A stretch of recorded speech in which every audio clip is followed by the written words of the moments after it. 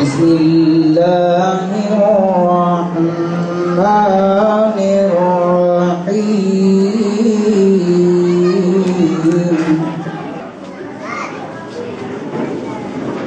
فيها فرق كل أمر حكيم. Hazreti Ömer radıyallahu anh Müslüman oluyor. Müslüman olur olmaz, ya Resulallah biz niye bu evde, biz niye bu Erkam'ın evinde böyle gizli kapaklı duracağız ki? Hadi dışarı çıkalım. İmanımızı, şehadetimizi dışarıda haykıralım diyor.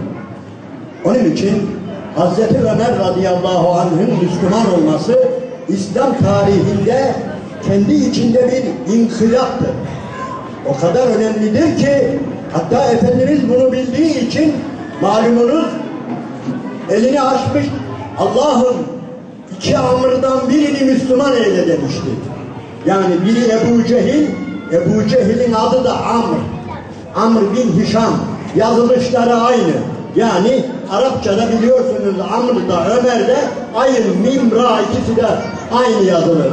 Onun için Allah'ım iki Amr'dan birini, iki Ömer'den birini Müslüman et buyuruyor, dua ediyordu. Niye? İkisi de hangisi Müslüman olursa olsun bu İslam için bir inkılaptır. Öyle olacaktı. Ebu Cehil de mi öyle? Evet. Eğer Ebu Cehil Müslüman olsaydı aynen Hazreti Ömer gibi İslam tarihinde bir dönüm noktası olacaktı.